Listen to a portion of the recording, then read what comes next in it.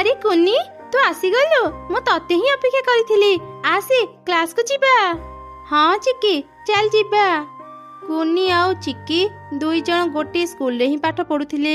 କୁନିର ମା ଯାଦୁ ଶିଖିଥିଲା। ସେ ତା ଯାଦୁ ଦେଇ ଜଙ୍ଗଲର ଚଢ଼େଇଙ୍କୁ ସାହାଯ୍ୟ କରୁଥିଲା। କୁନି ମଧ୍ୟ ତା ମା ପାଖରୁ ଛୋଟ ଛୋଟ ଯାଦୁ ଶିଖିଥିଲା। ସେ ତା ସାଙ୍ଗମାନଙ୍କୁ ସେ ଯାଦୁ ଦେଖାଉଥିଲା। ଏସବୁ ଦେଖି କୁନିର ସାଙ୍ଗମାନେ ଖୁସି ହେଇ ତାର ଅନେକ ପ୍ରଶଂସା କରୁଥିଲେ। କୁନିର ଏତେ ପ୍ରଶଂସା ଦେଖି ଚିକି ତାକୁ ମନେ ମନେ ଈର୍ଷା କରୁଥିଲା। ନିଜ ମା ପାଖରୁ ଛୋଟ ଛୋଟ ଯାଦୁ ଶିଖିଛି ବୋଲି ଭାରି ଫୁଟାଣି ମାରୁଛି। ଥରେ ଖାଲି ମୁଁ ବି ଯାଦୁ ଶିଖିଯାଏ, ପୁରା ଜଙ୍ଗଲରେ ରାଣୀ ହେଇ ବୁଲିବି। କୁନି, ତୁ କେତେ ସାରା ଯାଦୁ ଶିଖିଛୁ? ମତେ ବି ଟିକେ ଯାଦୁ ଶିଖେଇ ଦେ ନା। ହେଲେ ଚିକି, ମୁଁ ତ ବେଶୀ ଯାଦୁ ଶିଖିନି। ତୁ ସିନା ବେଶୀ ଯାଦୁ ଶିଖିନୁ, ହେଲେ ତୋ ମା ତ ଶିଖିଛନ୍ତି। ତୁ ତ ମାଙ୍କୁ କହ ନା, ସେ ମତେ ବି ଯାଦୁ ଶିଖେଇ ଦେବେ। ମୋର ବହୁତ ଦିନରୁ ଇଚ୍ଛା, ମୁଁ ବଡ଼ ହେଲେ ଯାଦୁଗରଣୀ ହେବି। ଠିକ ଅଛି ଚିକି, ତୁ ଆଜି ଆମ ଘରକୁ ଆସେ। ମୁଁ ମାଙ୍କୁ ତୋ ବିଷୟରେ କହିବି, ସେ ତତେ ଯାଦୁ ଶିଖେଇ ଦେବେ। ଏମିତି ଶୁଣି ଚିକି ଖୁସି ହେଇଗଲା। ସନ୍ଧ୍ୟାରେ ସେ କୁନିର ଘରକୁ ଗଲା। ସେତେବେଳେ ମା ଚଢ଼େଇ ତା ଯାଦୁର ଝାଡୁରେ ବସି ଘରକୁ ଆସିଲା। ବାଃ, କେତେ ସୁନ୍ଦର ହେଇଛି ଯାଦୁର ଝାଡୁ। ମୁଁ ବି ଯଦି ଝାଡୁରେ ବସି ପାରନ୍ତି କେତେ ମଜା ଲାଗନ୍ତା। ମା, ମୋ ସାଙ୍ଗକୁ ବି ଥରେ ଯାଦୁର ଝାଡୁରେ ବସି ଜଙ୍ଗଲରୁ ବୁଲେଇ ଆଣ ନା। ତାର ବହୁତ ଦିନର ଇଚ୍ଛା, ସେ ଯାଦୁର ଝାଡୁରେ ବସିବ। ଏମିତି ଶୁଣି ମା ଚଢ଼େଇ ବି ଚିକିକୁ ତା ଯାଦୁର ଝାଡୁରେ ବସେଇ ଜଙ୍ଗଲ ଭିତରୁ ବୁଲେଇ ଆଣିଲା। ପରଦିନ ଚିକି ପୁଣି କୁନିର ଘରକୁ ଗଲା। ସେତେବେଳେ କୁନିର ମା ଘରେ ନଥିଲା।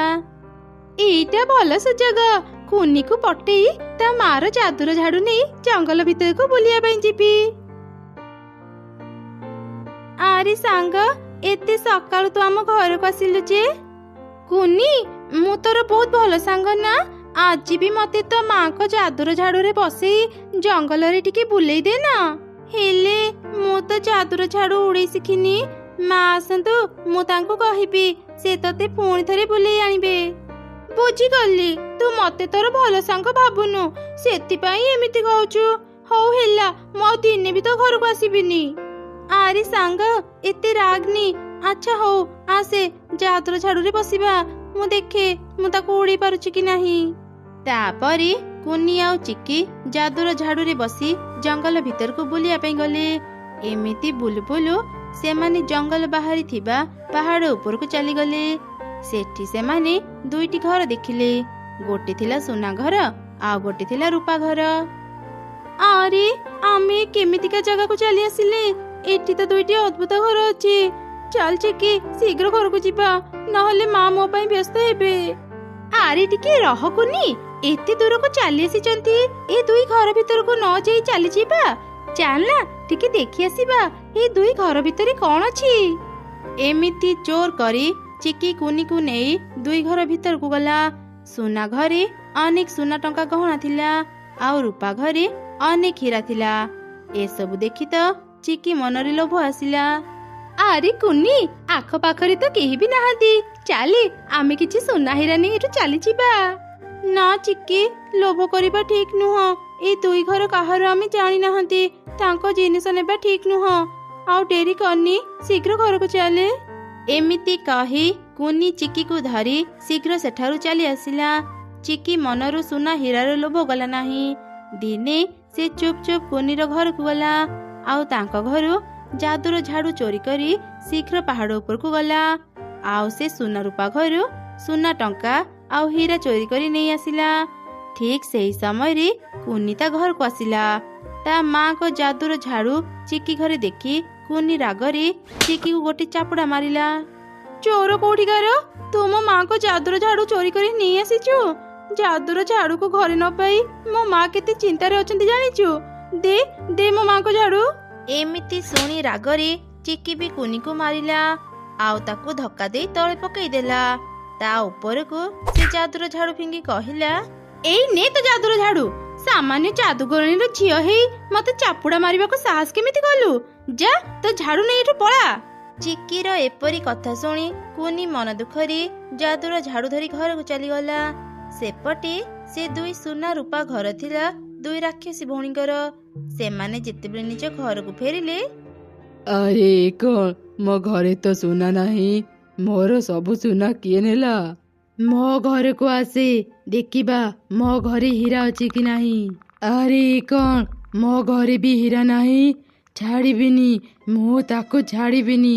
ଯିଏ ମୋ ଘରୁ ହୀରା ଚୋରି କରିଛି ମୁଁ ତାକୁ ଜମା ବି ଛାଡ଼ିବିନି। ତାପରେ ସେ ଦୁଇ ରାକ୍ଷସୀ ତାଙ୍କ ଯାଦୁର ଆଇନାରେ ଦେଖିଲେ ଚିକି ତାଙ୍କ ଘରୁ ସୁନା ହୀରା ଚୋରି କରିଛି। ରାଗରେ ସେ ଦୁଇ ଜଣ ଚିକି ପାଖକୁ ଗଲେ। ନିଜ ଘରେ ଏପରି ଭୟଙ୍କର ଦୁଇ ରାକ୍ଷସୀଙ୍କୁ ଦେଖି ଚିକି ତ ଖୁବ୍ ଡରିଗଲା। ଏଇ ଝିଅ, ତୋର ସାହସ କେମିତି ହେଲା ଆମ ଘରୁ ସୁନା ହୀରା ଚୋରି କରିବା ପାଇଁ? ନା ନା, ତମେ ମାନେ ଭୁଲ ଭାବୁଛ, ମୁଁ ତ ଚୋରି କରିନି। ଜମା ମିଛ କହନି, ଆମେ ସବୁ ଜାଣିଛୁ। ତୁ ଆମର ସୁନା ରୂପା ଘରେ ପଶି ଆମର ସବୁ ସୁନା ହୀରା ଚୋରି କରି ନେଇ ଆସିଛୁ। ନା ନା, ମୁଁ ଚୋରି କରିନି। ମୋ ସାଙ୍ଗ କୁନି ଚୋରି କରିଛି। ସେ ନା ଯାଦୁ ଜାଣିଛି। ସେ ତା ଯାଦୁର ଝାଡୁରେ ବସି ତୁମ ଘରର ସବୁ ସୁନା ହୀରା ଚୋରି କରି ଆଣିଛି। ମୁଁ ତାକୁ କେତେ ମନା କଲି, ହେଲେ ସେ ମୋ କଥା ଶୁଣିଲାନି। ଯାଅ ଯାଅ, ତା ଘରକୁ ଯାଇ ତାକୁ ଶୀଘ୍ର ଧର। ଆମକୁ ବୋକା ବନେଇବା ଏତେ ସହଜ ଭାବୁଛୁ? ଆମେ ତୋ ଭଳି ଲୋଭୀଙ୍କୁ ଧରିବା ପାଇଁ ହିଁ ଆମ ଘର ଭିତରେ ଆମେ ସୁନା ହୀରା ରଖିଥାଉ, ଯେମିତି ତୋ ଭଳି ଲୋଭୀମାନେ ସେ ସୁନା ହୀରା ଚୋରି କରିବେ, ଆଉ ଆମେ ତାଙ୍କୁ ବନ୍ଦୀ କରି ସାରା ଜୀବନ ଆମ ପାଖରେ ରଖିବୁ। ଏମିତି ସେ ଦୁଇ ରାକ୍ଷସୀ ଚିକିକୁ ବନ୍ଦୀ କରି ନିଜ ସାଙ୍ଗରେ ନେଇଗଲେ। ସେମାନେ ତାକୁ ସୁନା ଘରେ ବନ୍ଦୀ କରି ରଖିଲେ। ଦିନେ କୁନି ଆଉ ତାର ମା ଏକ କାମରେ ସେ ପାହାଡ଼ ରାସ୍ତା ଦେଇ ଯାଉଥିଲେ। ହଠାତ୍ ସେମାନେ ସୁନା ଘରୁ କାନ୍ଦିବାର ସ୍ୱର ଶୁଣିଲେ। ମା ମା, ଏମିତି ଲାଗୁଛି ମୋ ସାଙ୍ଗ ଚିକି କାନ୍ଦୁଛି। ସେ ନିଶ୍ଚୟ ବିପଦରେ ପଡ଼ିଛି। ଚାଲ ନା ମା, ଏ ସୁନା ଘର ଭିତରକୁ ଯିବା। ଯେମିତି କୁନି ଆଉ ତାର ମା ସୁନା ଘର ଭିତରକୁ ଯିବା ପାଇଁ ଚେଷ୍ଟା କଲେ, ହଠାତ୍ ସେ ଦୁଇ ରାକ୍ଷସୀ ଭଉଣୀ ତାଙ୍କ ସାମ୍ନାକୁ ଚାଲି ଆସିଲେ। ଏଇ ତମେ ମାନେ କିଏ?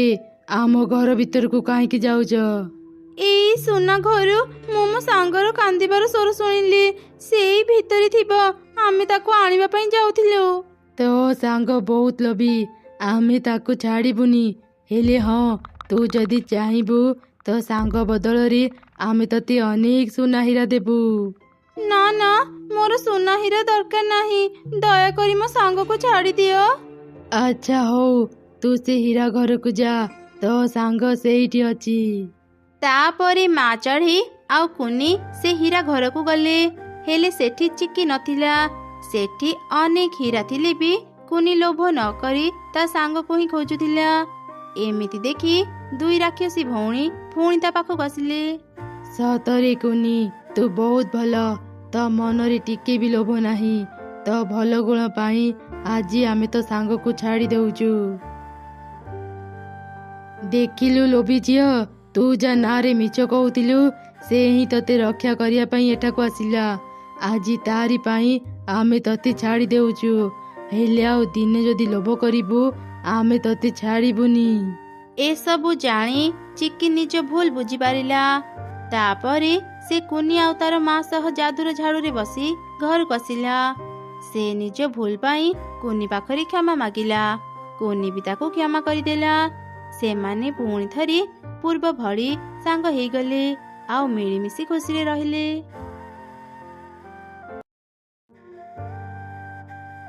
ରୋଜି, ତୁ ସ୍କୁଲ ଯାଉଛୁ? ଚାଲ ଆଜି ଆମେ ସାଙ୍ଗ ହେଇ ସ୍କୁଲକୁ ଯିବା। ପାଗଳ ନା କଣ? ଚାଲ ହଟ୍। ତ ନିଜକୁ କେବେ ଆଇନାରେ ଦେଖିଛୁ? କେତେ କଳା ତୁ। ମତେ ଦେଖ, ମୋ ଭଳି ସୁନ୍ଦରୀ ତୋ ସହ ସ୍କୁଲକୁ ଗଲେ ସମସ୍ତେ ମୋର ମଜା ଉଡେଇବେ। ରୋଜି, ତୁ ବେଶୀ କଥା କହନି। ମୋ ମା କୁହନ୍ତି ମୁଁ ସବୁଠୁ ସୁନ୍ଦର ଝିଅ, କାହିଁକି ନା ମୋ ମନ ବହୁତ ସୁନ୍ଦର। କାହାର ବାହାରର ଚେହେରା ଦେଖି ତାକୁ ସୁନ୍ଦର କୁହାଯାଏନି। ଯାହାର ମନ ସୁନ୍ଦର ସେ ହିଁ ପ୍ରକୃତ ସୁନ୍ଦର। ଚୁପ୍ କର। ତୋ ମା ତତେ ସୁନ୍ଦର କହିଲେ କଣ ଆମେ ମାନି ନେବୁ?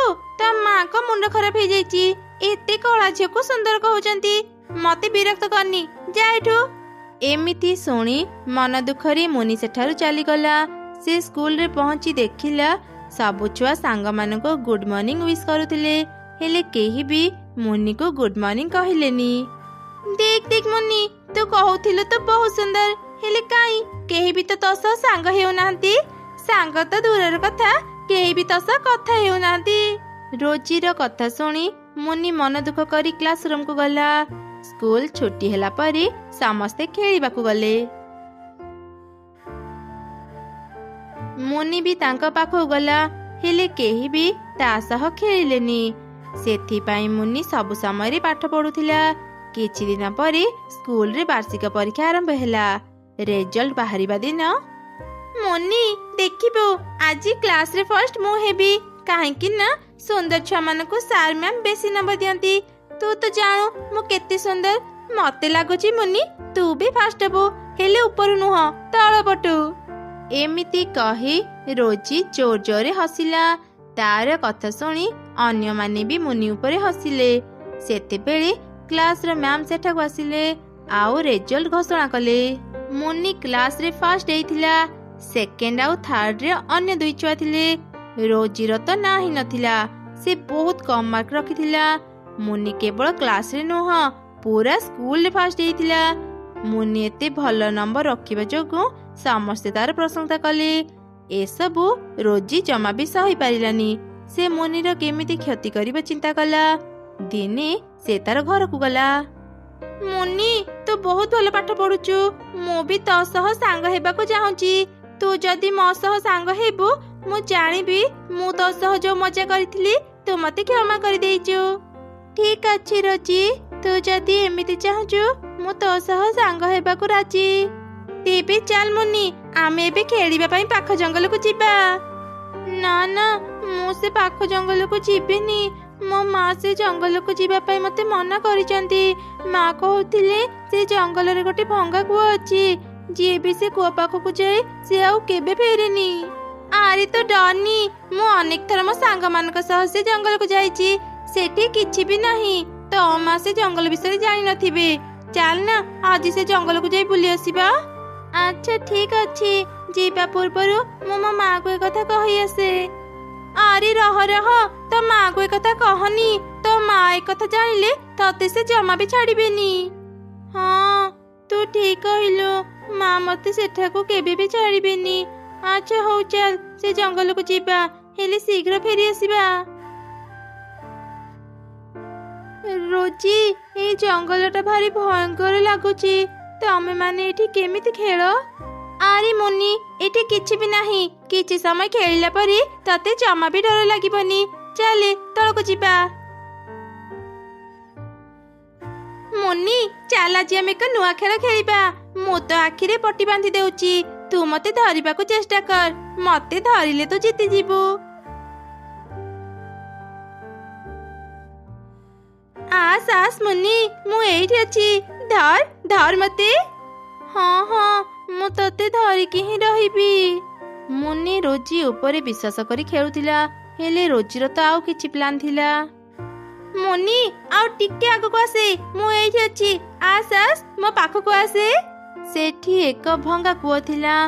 ମୁନି ଯେମିତି କୂଅ ପାଖକୁ ଗଲା, ରୋଜି ତାକୁ ଧକ୍କା ଦେଇ କୂଅ ଭିତରେ ପକେଇଦେଲା। ମୁନି ଜୋରେ ଚିତ୍କାର କଲା, ହେଲେ ତାର ଚିତ୍କାର କେହି ବି ଶୁଣି ପାରିଲେନି। ରୋଜି ଖୁସି ହେଇ ଘରକୁ ଫେରିଗଲା। ସେପଟେ ମୁନି କୂଅ ଭିତର ଦେଇ ଆଉ ଏକ ଜାଗାରେ ପହଞ୍ଚିଗଲା। ଆରେ ଇଏ ମୁଁ କୋଉ ଜାଗାକୁ ଚାଲି ଆସିଲି? ମତେ ଭାରି ଡର ଲାଗୁଛି। ମୁଁ ଘରକୁ ଯିବି। ଆରେ ମୁନି, ତୁ ଘରକୁ ଯିବା ପାଇଁ ଚାହୁଁଛୁ କି? ମୁଁ ତତେ ସାହାଯ୍ୟ କରିପାରିବି। କିଏ କିଏ କଥା କହୁଛ? ତୁମେ ମୋ ନାଁ କେମିତି ଜାଣିଲ? ମୁନି, ମୁଁ ଫୁଲ ଘର ତୋ ସହ କଥା ହେଉଛି। ମତେ ଭୟ କରନି, ମୁଁ ତୋର କିଛି କ୍ଷତି କରିବିନି। ମୁଁ ତୋ ବିଷୟରେ ସବୁ ଜାଣିଛି। ତୁ ମୋ ଘର ଭିତରକୁ ଆସେ, ମୁଁ ତତେ ତ ଘରେ ପହଞ୍ଚେଇ ଦେବି। ଆରେ ମୁନି, ତୁ ମୋ ଘର ଭିତରକୁ ଆସେ। ମୁଁ ହେଉଛି ଯାଦୁର ଲିପଷ୍ଟିକ ଘର। ମୁଁ ଜାଣେ ତୁ କଳା ବୋଲି ତୋ ସହ କେହି ବି ସାଙ୍ଗ ହେଉନାହାନ୍ତି। ତୁ ମୋ ଘର ଭିତରକୁ ଆସିଲେ ମୁଁ ତତେ ବହୁତ ସୁନ୍ଦର କରିଦେବି, ଆଉ ଅନେକ ସୁନା ଟଙ୍କା ବି ଦେବି। ହେଲେ ମୋର ଗୋଟେ ସର୍ତ୍ତ ଅଛି। ତୁ ଗୋଟେ ବର୍ଷ ମୋ ଘର ଭିତରେ ରହି ମୋ ଘରକୁ ସଫା କରିବୁ। ତାପରେ ଯାଇ ମୁଁ ତତେ ସୁନ୍ଦର କରି ଆଉ ଅନେକ ସୁନା ଟଙ୍କା ଦେଇ ତତେ ତ ଘରେ ପହଞ୍ଚେଇ ଦେବି। ମୁନି, ତୁ ମୋ ଘର ଭିତରକୁ ଆସେ। ମୁଁ ତତେ ସୁନ୍ଦର ସିନା କରିପାରିବିନି, ହେଲେ ତତେ ଶୀଘ୍ର ତ ଘରେ ପହଞ୍ଚେଇ ଦେବି। ଏବେ ତୁ କହ, ତୁ କୋଉ ଘରକୁ ଯିବୁ? ମୁଁ ଶୀଘ୍ର ଘରକୁ ନ ଫେରିଲେ ମୋ ମା ଅନେକ ଚିନ୍ତା କରିବେ। ମୋର ଟଙ୍କା ସୁନା ଦରକାର ନାହିଁ। ମୁଁ ମୋ ଘରକୁ ଯିବାକୁ ଚାହୁଁଛି। ତେବେ ଠିକ ଅଛି ମୁନି, ତୁ ମୋ ଘର ଭିତରକୁ ଆସେ। ମୁନି ଯେମିତି ଗୋଲାପ ଘରେ ପଶିଲା, ହଠାତ୍ ସେ ଅନେକ ସୁନ୍ଦର ହେଇଗଲା। ତା ପାଖରେ ସୁନା ଟଙ୍କା ଭର୍ତ୍ତି ଏକ କଳସୀ ବି ଥିଲା। ଏଇ କଣ? ମୁଁ ଏତେ ସୁନ୍ଦର କେମିତି ହେଲି? ଆଉ ଏ ସୁନା ଟଙ୍କାର କଳସୀ ଏଠାକୁ କେମିତି ଆସିଲା? ମୁନି, ଏସବୁ ତ ଭଲ ଗୁଣର ପୁରସ୍କାର। ମୁଁ ତ ବିଷୟରେ ସବୁ ଜାଣିଛି। ସମସ୍ତେ ତୋର ମଜା ଉଡାନ୍ତି, ହେଲେ ଆଜି ପରଠୁ ଆଉ କେହି ବି ତୋର ମଜା ଉଡେଇବେନି। ତୁ ଏବେ ଆଖି ବନ୍ଦ କର, ମୁଁ ତତେ ତା ଘରେ ପହଞ୍ଚେଇ ଦେବି। ତାପରେ ଗୋଲାପ ଘର ମୁନିକୁ ତା ଘରେ ପହଞ୍ଚେଇ ଦେଲା। ମୁନିର ମା ତା ଝିଅକୁ ଘରେ ନ ପାଇ ଅନେକ ଚିନ୍ତାରେ ଥିଲା। ମୁନି ତାର ମାକୁ ସବୁ ଘଟଣା କହିଲା। ପରଦିନ ସକାଳେ ଯେତେବେଳେ ମୁନି ସ୍କୁଲକୁ ଗଲା, ସବୁ ଛୁଆ ତାକୁ ଦେଖି ଆଶ୍ଚର୍ଯ୍ୟ ହେଇଗଲେ। ଆରେ ମୁନି, ତୁ ବଞ୍ଚିଛୁ? ଆଉ ତୁ ଏତେ ସୁନ୍ଦର କେମିତି ହେଲୁ? ରୋଜି, ମୁଁ ତତେ କହିଥିଲି ନା, ଯାହାର ମନ ସୁନ୍ଦର ସେ ହିଁ ପ୍ରକୃତ ସୁନ୍ଦର। ମୋ ମନ ସୁନ୍ଦର ବୋଲି ମୁଁ ବାହାରୁ ବି ଅନେକ ସୁନ୍ଦର ହେଇଗଲି। ତ ମତେ କୂଅରେ ପକେଇଲେ ବି ମୋର କିଛି କ୍ଷତି ହେଲା ନାହିଁ। ମତେ କ୍ଷମା କରିଦେ ମୁନି, ମୁଁ ଜାଣି ଶୁଣି ତତେ କୂଅରେ ପକେଇନି। ନା, ମୁଁ ତତେ କେବେ ବି କ୍ଷମା କରିବିନି। ମୁଁ ତୋ ଉପରେ ବିଶ୍ୱାସ କରି ତୋ ସାଙ୍ଗରେ ଯାଇଥିଲି, ହେଲେ ତୁ ମୋ ସହ ବିଶ୍ୱାସଘାତକ କରିଛୁ। ମୁଁ ଆଉ ଦିନେ ବି ତୋ ସହ ସାଙ୍ଗ ହେବିନି। ସବୁ ସତ କଥା ଜାଣିଲା ପରେ ଆଉ କେହି ବି ରୋଜି ସହ ସାଙ୍ଗ ହେଲେନି। ସମସ୍ତେ ମୁନି ସହ ସାଙ୍ଗ ହେଉଥିଲେ। ଏସବୁ ଦେଖି ରୋଜି ଆହୁରି ରାଗିଗଲା। ନିଶ୍ଚୟ ସେ କୂଅ ଭିତରେ କିଛି ଅଛି। ସେଥିପାଇଁ ଏ ମୁନି ନ ମରି ଏତେ ସୁନ୍ଦର ପାଲଟିଗଲା। ମୁଁ ସେ କୂଅ ଭିତରକୁ ଯିବି, ଆଉ ଅନେକ ସୁନ୍ଦର ହେଇ ଫେରିବି। ତାପରେ ରୋଜି ଆଉ ଡେରି ନ କରି ଶୀଘ୍ର ସେ କୂଅ ଭିତରକୁ ଗଲା। ସେ ବି ସେଇ ଜାଗାରେ ପହଞ୍ଚିଗଲା ଯୋଉଠି ଲିପଷ୍ଟିକ୍ ଘର ଆଉ ଗୋଲାପ ଘର ଥିଲା। ସେମାନେ ରୋଜିକୁ ସେଠି ଦେଖି ତାକୁ ବି ସେଇ ଏକା ପ୍ରଶ୍ନ ପଚାରିଲେ।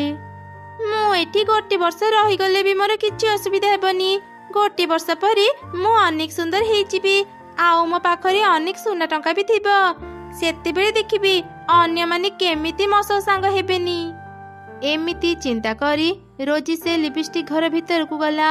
ହେଲେ ସେ ଘର ଭିତରଟି ପୁରା ଅନ୍ଧାର ଥିଲା। ଏତେ ଅନ୍ଧାର ଘର ଦେଖି ରୋଜି ଖୁବ୍ ଡରିଗଲା। ଏ କଣ?